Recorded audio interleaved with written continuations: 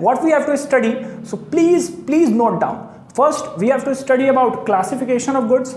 Second we have to study the difference between final goods and intermediate goods. और इसके बाद we have to study about depreciation, and the last topic in this video which we will cover, that is capital loss. अगर बात की जाए intermediate goods की, तो intermediate goods में 3 इंपॉर्टेंट चीज लिखिएगा. Point number 1 is that intermediate goods are those goods which have not yet crossed the boundary line of production. Second is intermediate goods are those goods which are used for resale purpose in the same year. And the last point is intermediate goods are those goods which are used in further production process in the same year. 3 चीजें मैंने लिखवाई है और बेहद ही important है. अब ये अंग्रेजी वाक्य को अगर मैं ट्रांसलेट करूं आपकी ऑफिशियल लैंग्वेज हिंदी में, तो सुनो ध्यान से. इंटरमीडिएट गुड्स वो गुड्स होता है जो प्रोडक्शन बाउंड्री लाइन को येट अभी तक क्रॉस नहीं किया होता है. अब सर प्रोडक्शन बाउंड्री लाइन क्या होती है, मतलब प्रश्न तुम्हारा होगा ही. क्लियर करते हैं. यहाँ पे आपको एक इमेजिनरी लाइन दिख रही है, ठीक है. वर्टिकल लाइन होता है ना ये, हाँ शायद वर्टिकल ही होता है यार, गलत क्षमा कर देना अगर गलत बोल गया तो. वैसे वर्टिकल लाइन ही है. ये एक इमेजिनरी लाइन है जो मैंने लिया है. अब अगर कोई भी गुड्स वो प्रोड्यूस्ड हो चुका है, तो प्रोड्यूस्ड होने के बाद वो इस इमेजिनरी लाइन से इधर यानी कि आगे आ जाएगा सेल करने के लिए, तो वो फाइनल गुड्स के ट्रीटमेंट होगी, चर्चा होगी. बहरहाल यहाँ अगर ये प्रोडक्शन बाउंड्री लाइन को अभी तक क्रॉस नहीं किया है, मतलब ये गुड्स अभी तक बन के पूरी तरह से तैयार नहीं है, अभी तक इसने प्रोडक्शन बाउंड्री लाइन को नहीं क्रॉस किया है, तो this will be treated as intermediate goods. दूसरा वाक्य है कि इंटरमीडिएट गुड्स वो गुड्स होते हैं जो रीसेल पर्पस के लिए यूटिलाइज होते हैं उसी ईयर में, ठीक है. और थर्ड है इंटरमीडिएट गुड्स वो गुड्स होते हैं जो प्रोडक्शन प्रोसेस में यूज किए जाते हैं उसी साल में. इसे मैं समझाता हूं एग्जाम्पल के तौर पे. सपोज करो यार कि मैं चीनी वाला हूं, मतलब चीनी वालों का मतलब यार कि मैं ग्रोसरी शॉप है मेरी, मैं किसी लोकल मार्केट से कोई शुगर लेके आता हूं और लोकल मार्केट से शुगर ले आने के बाद मैं उसे रीसेल कर देता हूं किसी थर्ड पर्सन को. बात समझ में आई. तो यहां वही सेकंड वाक्य की बात हुई कि these are those goods which have utilized for resale purpose, यानी मैंने लिया मार्केट से, लोकल मार्केट से मैंने चीनी उठाई 1 kg कितने की, 35 रुपए की, और मैंने उसे अपनी ग्रोसरी शॉप से उस शुगर को मैंने 38 रुपये में क्या कर दिया, सेल कर दिया. तो वो शुगर मेरे लिए, that sugar for me will be treated as intermediate goods. अगर बात करें थर्ड सेंटेंस के एग्जाम्पल पे, तो अब यार मान लो कि मेरा प्रमोशन हो गया, मैं शुगर वाले से मिठाई वाला बन गया. And now the thing is कि इंटरमीडिएट गुड्स वो गुड्स होती है जो यूज्ड हो किसी भी फर्दर प्रोडक्शन प्रोसेस में. अब मैं मिठाई बना रहा हूँ, ठीक है, बहुत अच्छी अच्छी तरह तरह की मिठाई बना रहा हूँ. अब मिठाई का मतलब कि शुगर तो भाई उसमें इंक्लूड होगा ना, ये बताओ. अब शुगर इंक्लूड होने का मतलब कि that sugar is again treated as a intermediate goods because that sugar is being used और that sugar is being utilized in that final sweet और in that sweet as a process of production. बात समझ में आई. तो इतनी चीज तो clear कर लेना. एक चीज और, इसमें मैं सेम ईयर बार बार कह रहा था. ये सेम ईयर का मतलब ये कि इंटरमीडिएट गुड्स वही गुड्स होंगे जिसे यूज किया गया हो सेम ईयर में. अगर वो 1 साल से ज्यादा रख दिए जाएंगे तो automatically they will be treated as final goods. तो चलिए जी डिस्कशन शुरू करते हैं फाइनल गुड्स का, ठीक है, फाइनल गुड्स का. लेकिन एक बार रिवाइज कर लो intermediate goods, within 20 seconds revise करते हैं यार एक बार, ज़रूरी है कंसेप्ट के लिए. अभी चर्चा हुई 3 चीज़ें ही याद रखना है. इंटरमीडिएट गुड्स वो गुड्स है जो रीसेल पर्पस के लिए यूटिलाइज होगी. पॉइंट नंबर 2 था ये ना, ठीक है. पॉइंट नंबर 1 था कि इंटरमीडिएट गुड्स वो गुड्स है जो प्रोडक्शन बाउंड्री लाइन को येट अभी तक उसने क्रॉस नहीं किया हुआ है. और थर्ड पॉइंट था कि इंटरमीडिएट गुड्स वो गुड्स है जो फर्दर प्रोडक्शन प्रोसेस में यूज किया जाता है. ऑलराइट, अगर मैं एक एग्जांपल और तुम्हें क्लियर करा दूं, तो जैसे अगर हम अमूल का बटर खाते हैं, तो अमूल के बटर में जो मिल्क यूज हो रहा है, तो milk will be treated as intermediate goods, and that Amul which is finally sale in the market, to that Amul product will be used or will be considered as final goods. तो final goods की बात हो रही थी, and final goods are those goods which are used for sale either for consumption purpose और for investment purpose. Definition आपको दिखाई दे रही होगी. यस, मैंने बताया कि फाइनल गुड्स वो गुड्स होती है जो अब सेल करने के लिए रेडी हो, which are meant for sale. Sale में या तो वो कंजम्पशन के लिए यूटिलाइज होगी या तो वो इन्वेस्टमेंट के लिए यूटिलाइज होगी। अब यार पूरा 11th माइक्रो इकोनॉमिक्स में यही बिता दिया कि सर कुछ चैप्टर्स हमारे कंज्यूमर्स के पॉइंट ऑफ व्यू से थे, कुछ चैप्टर्स हमारे प्रोड्यूसर के पॉइंट ऑफ व्यू से थे। तो यहाँ पे कंज्यूमर कंज्यूम करेगा, कंजम्पशन, और प्रोड्यूसर उस गुड्स को परचेस करेगा इन्वेस्टमेंट के लिए, यानी कि प्रोडक्शन के लिए।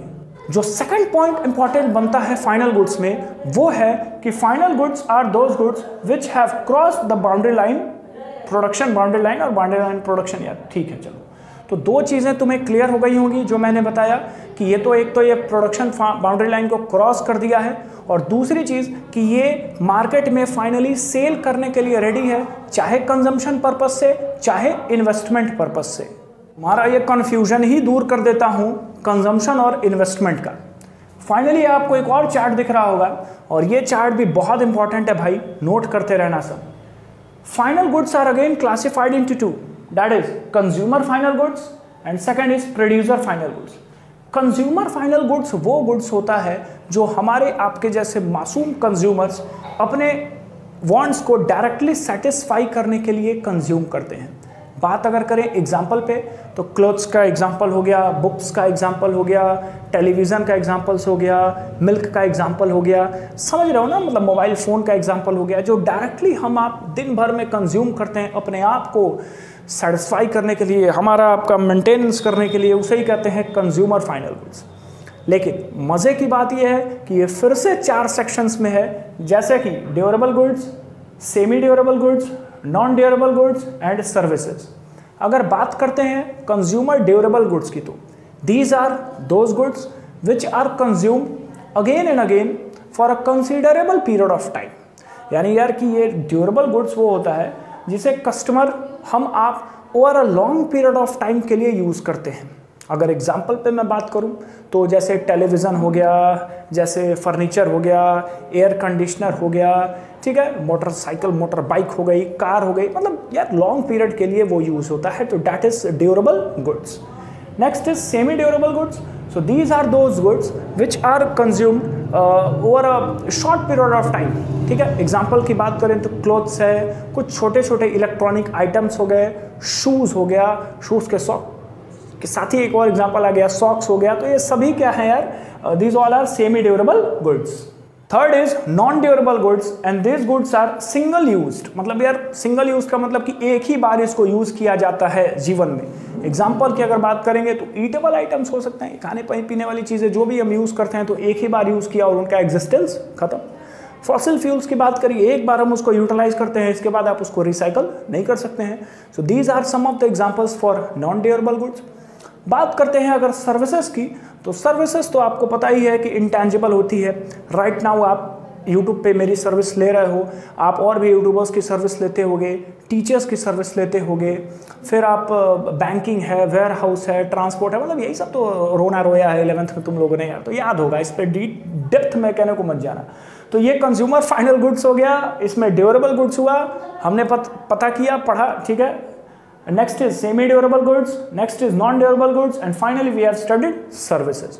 एक बार अगर मैं फिर कहूँ तो फाइनल गुड्स को दो चीज़ों में क्लासिफाई किया गया, one is consumer final goods and second one is producer final goods. अगर बात करते हैं कैपिटल गुड्स की, तो कैपिटल गुड्स का मतलब ये कि ये गुड्स वो होते हैं जो इनडायरेक्टली हमारी आपकी वांट्स को सेटिस्फाई करें, या ये कैपिटल गुड्स प्रोड्यूसर्स के द्वारा यूज़ किए जाते हैं, परचेज किए जाते हैं इन्वेस्टमेंट के लिए, ताकि फर्दर इससे गुड्स एंड सर्विसेज प्रोड्यूस किया जा सके। एग्जाम्पल की अगर मैं कैपिटल गुड्स की बात करूं तो इक्विपमेंट्स हो गए, टूल्स हो गई, मशीनरीज हो गए, ठीक है, ये सारे जो फिक्स्ड एसेट्स हैं जिससे finally further goods and services produced किए जाते हैं किसी प्रोड्यूसर के द्वारा, उसी को हम फाइनल प्रोड्यूसर गुड्स या कैपिटल गुड्स की संज्ञा दे सकते हैं।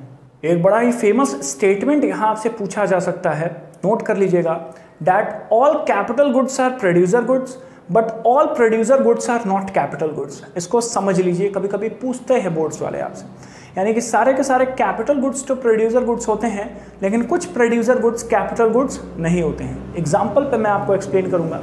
कुछ सिंगल यूज प्रोड्यूसर गुड्स होते हैं इकोनॉमी में, जैसे रॉ मटेरियल हो गया, वुड हो गया, कोल हो गया, ठीक है। तो ये सारी चीजें कुछ सिंगल प्रोड्यूसर गुड्स होते हैं, तो इन्हें बार बार प्रोडक्शन प्रोसेस में रैपिडली यूज नहीं किया जा सकता है। लेकिन अगर आप कैपिटल गुड्स की बात करेंगे, we are talking about fixed assets, we are talking about machineries, tools, इन्हें बार बार हम क्या है प्रोडक्शन प्रोसेस में यूज कर सकते हैं। तो कैपिटल गुड्स का मतलब ही यहाँ पे था कि जो मशीन्स, इक्विपमेंट्स वो होते हैं जिन्हें बार बार प्रोडक्शन प्रोसेस के लिए यूज किया जा सके। तो सारे के सारे कैपिटल गुड्स तो हो गए प्रोड्यूसर गुड्स, लेकिन कुछ प्रोड्यूसर गुड्स जरूरी नहीं है कि वो कैपिटल गुड्स हों। बहुत ज़्यादा ये गुड्स वगैरह हो गया, लेकिन दो चीज़ें अभी इसमें और रह गई हैं समरी के तौर पे मैं जो तुम्हें बताना चाहता हूँ, जो मैं तुम्हें देना चाहता हूँ, लिख लेना। पहली चीज़ कि गुड्स या तो वो इंटरमीडिएट है, गुड्स या तो वो फाइनल है, ये उसके एंड यूज़ पे भी डिपेंड करता है। एंड यूज़ क्या होता है सर? बिल्कुल बताते हैं। देखिए, किसी गुड्स को एंड यूज़ क्या हो रहा है, इस पे आप डिटरमाइन कर सकते हैं कि वो किस तरह का गुड्स है। सपोज कि हमने कोई मिल्क परचेस किया और वो मिल्क अपने लिए परचेस किया गया, मतलब हम दूध खरीद के लाए और उसकी चाय बना रहे हैं, ठीक है, तो वो कंज्यूमर फाइनल गुड्स हो गया। लेकिन अगर हम दूध खरीद के लाए और उसे रीसेल कर दिया किसी थर्ड पार्टी को, तो that particular milk will be treated as intermediate goods. याद है ना रीसेल वाला टॉपिक? एक महत्वपूर्ण चीज भी नोट कर लेना, दैट ओनली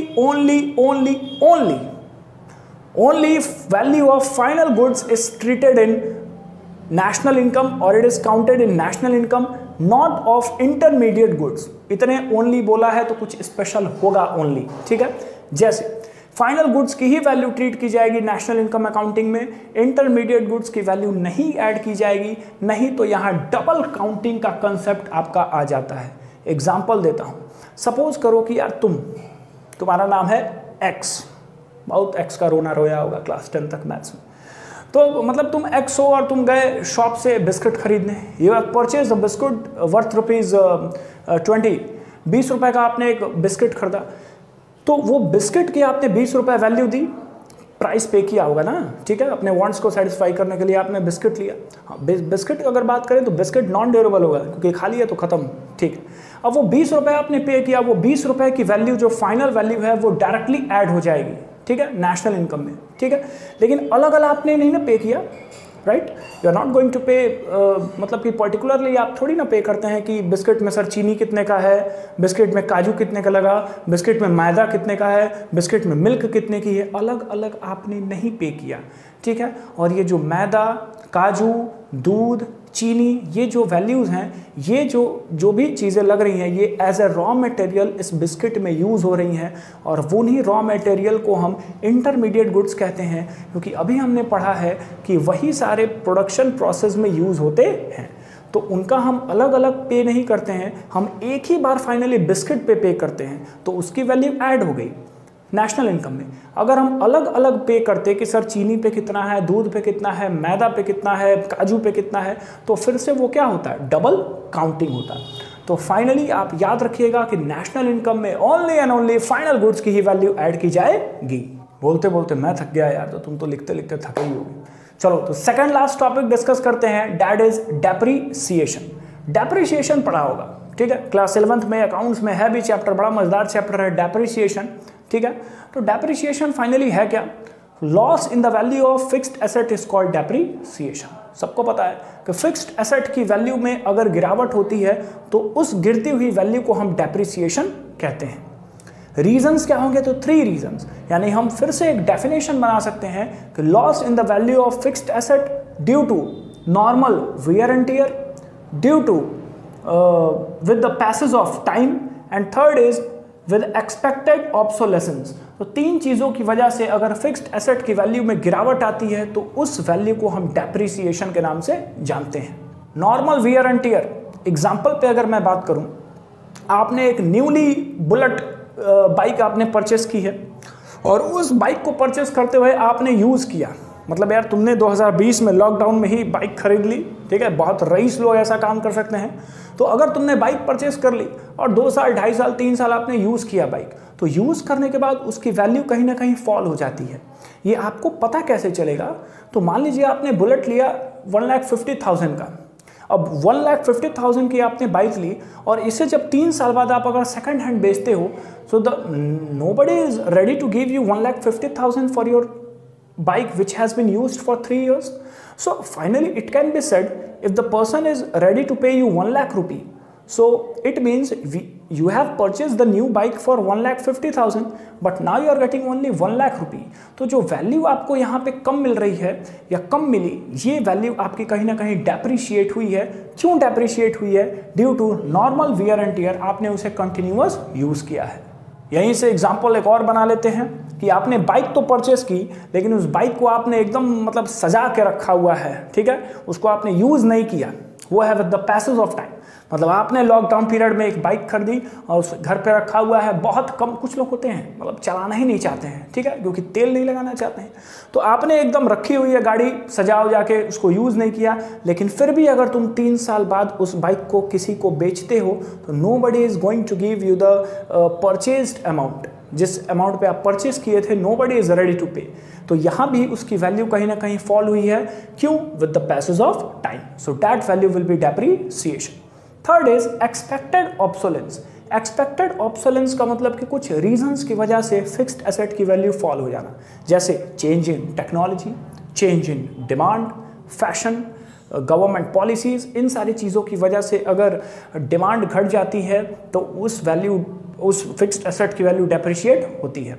एग्जाम्पल अगर मैं दूं तो जैसे ही जैसे कंप्यूटर और लैपटॉप आया तो कहीं ना कहीं टाइपराइटर की वैल्यू अपने आप फॉल हो गई टेक्नोलॉजी की वजह से। जैसे ही जैसे मार्केट में डैमेज जीन्स आए तो पुराने वाले जो ये लंबे लंबे एकदम पैंट हुआ करते थे, उनकी डिमांड कम हुई, यानी कि उनकी वैल्यू डेप्रिशिएट हुई। तो कहने का मतलब है कि कुछ एक्सपेक्टेड ऑब्सोलेंस की भी वजह से अगर फिक्स्ड एसेट की वैल्यू फॉल होती है तो वो डेप्रिशिएशन का पार्ट है। इसके अगेंस्ट में हम कर क्या सकते हैं डेप्रिशिएशन के? एक चीज हम आप कर सकते हैं, that is depreciation reserve fund और प्रोविजन फॉर डेप्रिसिएशन। प्रोविजन पढ़ा होगा अकाउंट्स में, क्या है कि इसके अगेंस्ट हम एक प्रोविजन बना सकते हैं। मतलब यार तुम बिजनेस कर रहे हो तो तुम्हें पता है कि ये फिक्स्ड एसेट जो हमने लिया है ये कहीं ना कहीं फॉल होगी इसकी वैल्यू, तो आप पहले से ही इसके लिए एक प्रोविजन बना लेते हो कि इस प्रोविजन रिजर्व के अमाउंट को आप इसके मेंटेनेंस में यूटिलाइज, इसके रिपेयरिंग में यूटिलाइज कर सकते हो। अगर आपने कोई नियरली मशीन परचेस की है 5 लाख रुपए की, जिसकी एक्सपेक्टेड लाइफ टाइम पीरियड आपने अगर 5 ईयर्स रखी है, तो कम से कम आप कुछ नहीं तो 1 लाख रुपए पर ईयर आप इसके लिए एक प्रोविजन या रिजर्व क्रिएट कर सकते हो इस फिक्स्ड एसेट की मरम्मत या रिपेयरिंग के लिए। Finally we are going to discuss the last topic, that is capital loss. Capital loss भी सेम चीज है। क्या सेम चीज है? तो फिक्स्ड एसेट की वैल्यू में लॉस हो जाना ही कैपिटल लॉस है। मतलब पता नहीं यार सही बोला कि नहीं, फिर एक बार बोल देता हूं मैं। Capital loss it means reduction और fall in the value of fixed asset can be considered as capital loss, but due to unexpected obsolescence. Expected obsolescence नहीं, यहाँ पे अनएक्सपेक्टेड ऑब्सोलेंस। ऑब्सोलेंस का मतलब कि यार आपको पता है कि चीजें क्या क्या हो सकती हैं। अनएक्सपेक्टेड का मतलब कि you can not expect. Example, earthquake आ गया, ठीक है, किसी तरह की कोई फैमाइन आ गई या फिर फ्लड आ गया, ठीक है, तो इन सारे थेफ्ट, चोरी हो गई, ये सारे जो रीजंस हैं, इन रीजंस की वजह से अगर आपके फिक्स्ड एसेट में लॉस हो जाता है यार, तो उस लॉस को हम कैपिटल लॉस कहते हैं। एक और चीज इसमें इंपॉर्टेंट है कि आप इसके अगेंस्ट में कोई रिजर्व या प्रोविजन नहीं क्रिएट कर सकते हो, क्योंकि you don't know what is going to happen in the future. ठीक है, अभी किसको पता था यार कि इतना बड़ा ये महामारी आ जाने वाली है सारे के सारे विश्व में, एक तरह से है कि नहीं। तो यार ये अनएक्सपेक्टेड है, चीजें एक्सपेक्ट नहीं की जा सकती हैं, तो इसके अगेंस्ट में प्रोविजन नहीं क्रिएट होता है। फाइनली इंटरमीडिएट गुड्स और फाइनल गुड्स याद रखिएगा, जितने भी पॉइंट्स मैंने बताए, फाइनल गुड्स की ही वैल्यू नेशनल इनकम अकाउंटिंग में ऐड होती है। क्यों ऐड होती है? क्योंकि अलग अलग आप पैसा नहीं खर्चा करते हैं, ठीक है, नहीं तो वो डबल काउंटिंग में ऐड हो जाएगा। दूसरी चीज और कि सारे के सारे कैपिटल गुड्स प्रोड्यूसर गुड्स होते हैं, लेकिन कुछ कुछ प्रोड्यूसर गुड्स जरूरी नहीं है कि कैपिटल गुड्स हों। फिर फाइनल गुड्स को हमने देखा, एक कंज्यूमर फाइनल गुड्स, एक प्रोड्यूसर फाइनल गुड्स। फाइनली हमने डेप्रिसिएशन और साथ ही साथ कैपिटल लॉस भी कवर किया है। तो इस वीडियो में इतना ही। बहुत जल्दी मैं नेशनल इनकम की नेक्स्ट वीडियो के आने वाला हूँ। वैसे एक चीज़ मैं तुमको बता दूँ कि मैंने तुम्हारी बड़ाई झूठी कर दी थी कि तुम कॉपी पेन लेके बैठे थे, लेकिन तुम बैठे नहीं थे। चलो यार, तो फाइनली सेशन खत्म करते हैं। चैनल को प्लीज़ सब्सक्राइब कर देना, शेयर कर देना। मैं बोलता नहीं हूँ किसी वीडियो में, चूँकि उतना अच्छा नहीं लगता है, ये सारी चीज़ें पुरानी हो गई हैं शेयर कराना, सब्सक्राइब कराना, बट मेरी भी कुछ एक्सपेक्टेशंस है और एक्सपेक्टेशंस सिर्फ और सिर्फ सपोर्ट की है जो मुझे तुम्हारा चाहिए. So keep subscribing and we are going to have a very good year with 90+ from commerce. Thank you very much.